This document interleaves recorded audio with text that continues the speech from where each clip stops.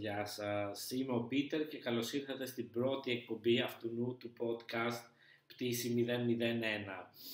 Λοιπόν, να πω λίγα πράγματα για μένα ή για το podcast, δεν ξέρω με τι να ξεκινήσω. Ας ξεκινήσω λίγο με το podcast. Γενικά αυτό το podcast θα έχει διάφορα επεισόδια για αεροπορικά δυστυχήματα, για αεροπορικές εταιρείες και γενικά θα κυμαίνεται στην αεροπλοεία.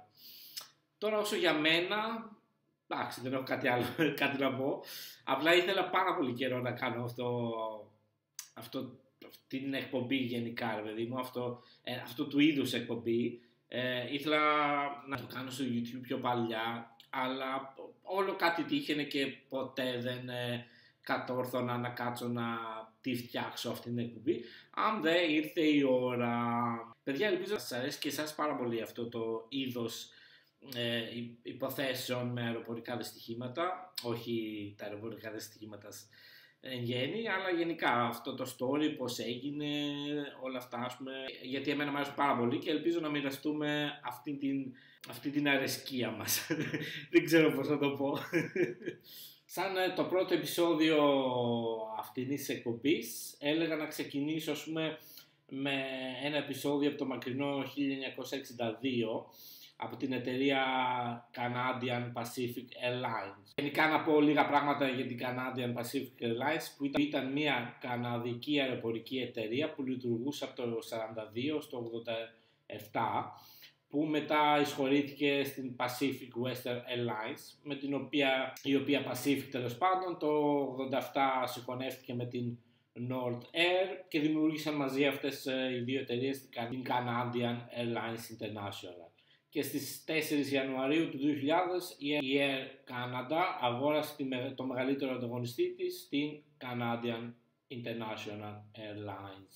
Γενικά η Canadian Pacific Airlines μάλλον θα μας απασχολήσει αρκετές φορές, γιατί συνολικά υπήρξαν 15 περιστατικά σε αεροσκάφη της, για την οποία θα καταπιαστούμε κάποια στιγμή. Ξεκινάμε την ιστορία μας μια μέρα πριν το ατύχημα, δηλαδή στις 21 Ιουλίου του 1962, που ένα αεροπλάνο τύπου Bristol Britannia έφτασε στην Χονολουλού στις 5 και 7 το πρωί ως πτήση 323 της Canadian Pacific Airlines, φυσικά από το Vancouver της Βρετανικής Κολομβίας. Το αεροσκάφος και το πλήρωμα του παρέμειναν στη Χονολουλού τη νύχτα, όπως ήταν προγραμματισμένο έτσι κι αλλιώς, για να αναχωρήσουν το επόμενο βράδυ ως πτήση 401 για Νάντι, τον νησιά Φίτζι. Και όλο το πλήρωμα πήγε να ξεκουραστεί για συνολικά 34 ώρες και 30 λεπτά από την επόμενη πτήση και η μόνη συντήρηση του αεροσκάφους που χρειαζόταν όσο βρισκόταν στην Χονολουλού ήταν η αντικατάσταση του αντιστροφέα νούμερο 4. Γενικά να αναφέρω λίγο τον τύπο του αεροσκάφους. Ήταν ένα τετρακινητήριο στριοβιλοκινητήρα της Bristol Britannia 314 μοντέλο, που είχε κατασκευαστεί στο Ηνωμένο Βασίλειο και πέταξε για πρώτη φορά 14 Απριλίου του 1958 έτσι δοκιμαστικά και παραδόθηκε στην Canadian Pacific Airlines στις 29 Απριλίου του ίδιου έτους. Τώρα πάμε στη δικιά μας την πτήση, η οποία ήταν η πτήση 301 και έλαβε άδεια για απογείωση στο διάδρομο 8. Αυτός ο διάδρομος γενικά είχε γύρω στα 12.380 πόδια σαν μήκος και 200 πόδια πλάτος. Όλοι έτοιμοι και για απογείωση, και έτσι η απογείωση ξεκίνησε στις 10:38. Και περίπου 2 λεπτά αφού το σκάφος είχε απογειωθεί, ακούστηκε μια προειδοποιητική ένδειξη πυρκαγιάς για το κινητήρα νούμερο 1 στο πιλωτήριο. Αλλά μετά από λίγο σταμάτησε αυτή η προειδοποίηση. Και στη συνέχεια το πλήρωμα ενημέρωσε τον πύργο ελέγχου ότι ο κινητήρας νούμερο 1 είχε πρόβλημα με ένδειξη ότι υπήρχε φωτιά, αλλά είχε σβήσει και έτσι έπρεπε να προσγειωθούν αναγκαστικά στο ίδιο αεροδρόμιο στη Χονολουλού για αναγκαστική προσγείωση. Και έτσι, όπως είναι λογικό, ο πύργος ελέγχου ενημέρωσε την πτήση 301 ότι όλοι οι διάδρομοι θα ήταν διαθέσιμοι για αυτούς και ότι ο άνεμος ήταν βορειοανατολικός με 6 κόμβους. Ο πιλότος ζήτησε, το διάδρομο νούμερο 8 για προσγείωση και όπως συμβαίνει κάθε φορά σε προσγειώσεις έκτακτης ανάγκης, όλες οι μονάδες έκτακτης ανάγκης και συντριβής και διάσωσης ειδοποιήθηκαν και προχώρησαν σε θέσεις αναμονής δίπλα σε αυτό το διάδρομο τον οποίο διάλεξε ο πιλότος, ώστε να είναι έτοιμοι για οτιδήποτε συμβεί και να βοηθήσουν άμεσα και γρήγορα. Και όπως είναι λογικό, μιας και θα ήταν δύσκολο να προσγειωθούν με τόσους τόνους πετρελαίου, να το πω ρε παιδί μου, που είχαν πάνω στο αεροσκάφος, μιας και μόλις είχε υπογειωθεί, οι πιλότοι ενημέρωσαν το πύργο ελέγχου ότι θα υπήρχε υπερβολικό βάρος για την προσγείωση και ότι θα έπρεπε να απορρίψουν κάποιο ποσοστό καυσίμου για να ελαφρύνει το αεροπλάνο και να είναι πιο εύκολο. Και έτσι το αεροσκάφος μεταφέρθηκε με έλεγχο προσέγγισης, με ραντάρ σε μια απομονωμένη περιοχή πάνω από το νερό, περίπου 20 μίλια νότια της Χονολουλού, σε υψόμετρο 4.000 πόδια. Η απόρριψη καυσίμου ξεκίνησε στις 10:53 και ολοκληρώθηκε στις 11:06 το βράδυ, όλα αυτά. Μία από τις επιζήσαντες αεροσυνοδούς, καθώς και αρκετοί από τους επιζώντες, δήλωσαν ότι κατά διάρκεια της απόρριψης καυσίμου, ο πιλότος Άλφρεντ και ο πρώτος πιλότος Έλντερ επέστρεψαν στην καμπίνα των πίσω επιβατών πολλές φορές ώστε να ελέγξουν οπτικά τη λειτουργία. Δήλωσαν ότι χρησιμοποιούσαν φακό για να παρατηρήσουν την απόρριψη καυσίμων και από τα δύο φτερά. Συνολικά 35.000 λίβρες καυσίμου πετιούνται στον ωκεανό. Όσο γινόταν αυτό, δεν είχαν καμία επικοινωνία με τον πύργο ελέγχου, όπως είναι λογικό, και αντίστροφα. Η τελευταία επικοινωνία που είχαν ήταν περίπου 50 δευτερόλεπτα πριν από την προσγείωση. Όσο η πτήση έφτανε στο αεροδρόμιο, το προσωπικό της πυροσβεστικής και διάσωσης παρατήρησαν για πρώτη φορά την πτήση 301 από κοντά, όταν άναψαν τα φώτα της προσγείωσης, που ήταν και η στιγμή που το αεροσκάφος βρισκόταν τότε σε επικοινωνία με τον πύργο ελέγχου.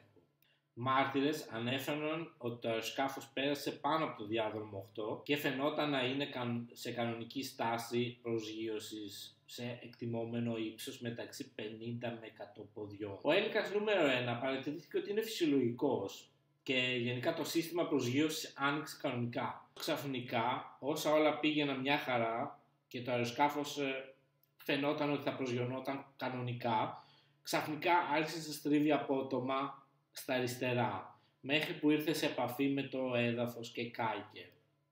20 επιβάτες και 7 μέλη του πληρώματος της πτήσης σκοτώθηκαν ακαριέα. Οι επιζώντες ήταν μόνο 13 που υπέστησαν διάφορους τραυματισμούς και εγκάβματα από τη σύγκρουση. 9 από τους επιζώντες που άρχισαν να δίνουν συνεντεύξεις μετέπειτα επιβεβαίωσαν γενικά τις δηλώσεις των μαρτύρων στο έδαφος.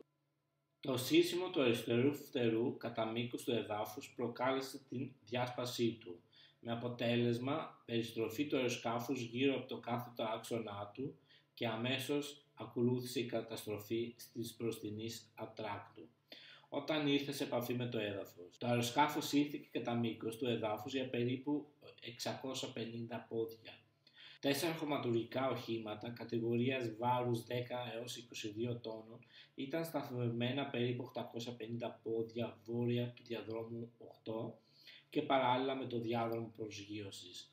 3 από αυτά τα οχήματα σχημάτισαν σαν ένα φράγμα, να το πω έτσι, στην πορεία του αεροσκάφους και περιόρισε μέρος των συντριμιών σε αυτή την περιοχή. Το θάλαμο διακυβέρνησης και το κύριο τμήμα της ατράκτου καταστράφηκαν από την πρόσκρουση και μετέπειτα από τη φωτιά.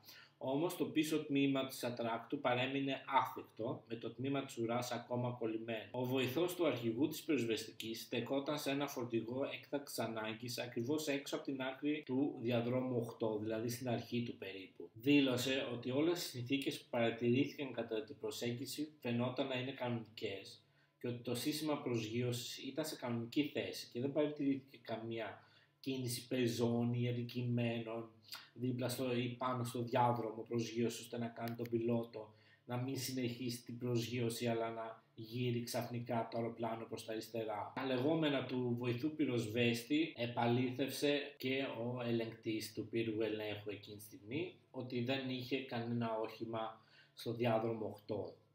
Αλλά για να καταλάβουμε λίγο, εδώ θα σας πω λίγο τι παίζει λίγο με τα συστήματα προειδοποίησης, όπως φωτιά και κουλουπού. Για να καταλάβουμε τι γίνεται. Είναι δύο ξεχωριστά συστήματα, οπτικά και ακουστικά. Το σύστημα προειδοποίησης για φωτιά είναι δύο ξεχωριστά συστήματα. Δηλαδή είναι τα οπτικά και τα ακουστικά. Λειτουργούν μέσω εξαρτημένων ηλεκτρικών κυκλωμάτων για να παρέχουν προειδοποίηση στο πλήρωμα σε περίπτωση μη ασφαλούς κατάστασης των κυβωτίων ταχυτήτων.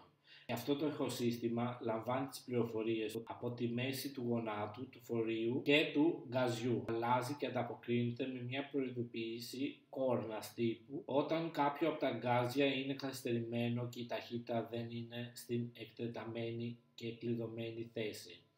Δεδομένου ότι πρόκειται για ξεχωριστά συστήματα με ανεξάρτητους διακόπτες θέσης, είναι δυνατόν να ληφθούν αντιφατικές ενδείξεις στο πιλωτήριο σε περίπτωση βλάβης ορισμένων διακοπτών. Μία ανασκόπηση των αναφορών μηχανικής ανομαλίας που ανακάλυψε ότι στις 5 Ιανουαρίου του 1962 μια τέτοια απόκληση σημειώθηκε για αυτό το αεροσκάφος. Η αναφορά ανέφερε ότι όταν το γκάζι τραβήθηκε προς τα πίσω με το γρανάζι κάτω και κλειδωμένο, εικόνα ήχησε. Το πρόβλημα αυτό εξηγήθηκε στην έκθεση εργασίας ότι προκλήθηκε από βραχικύκλωμα στους διακόπτες θέσεις περιστροφής του φορτίου για τα ηχητικά και οπτικά συστήματα προειδοποίησης. Τα αρχεία δείχνουν ότι αυτοί οι διακόπτες αντικαταστάθηκαν στις 14 Ιανουαρίου του 1962. Γενικά να πούμε εδώ πέρα ότι το εγχειρίδιο πτήσης της Βρυτάνια δεν περιείχε συγκεκριμένες οδηγίες σχετικά με τις διαδικασίες για περιστροφή με 3 κινητήρες όταν το αεροσκάφος βρίσκεται σε χαμηλό υψόμετρο. Ωστόσο όμως λένε ότι οι ερευνητές του Διοικητικού Συμβουλίου ενημερώθηκαν από τον εγκεφαλή του πιλότου CIA ότι το πλήρωμα πτήσης λάμβανε προφορικές οδηγίες μόνο, δηλαδή το πώς θα το πετάξουν με 3 κινητήρες και σε χαμηλό υψόμετρο.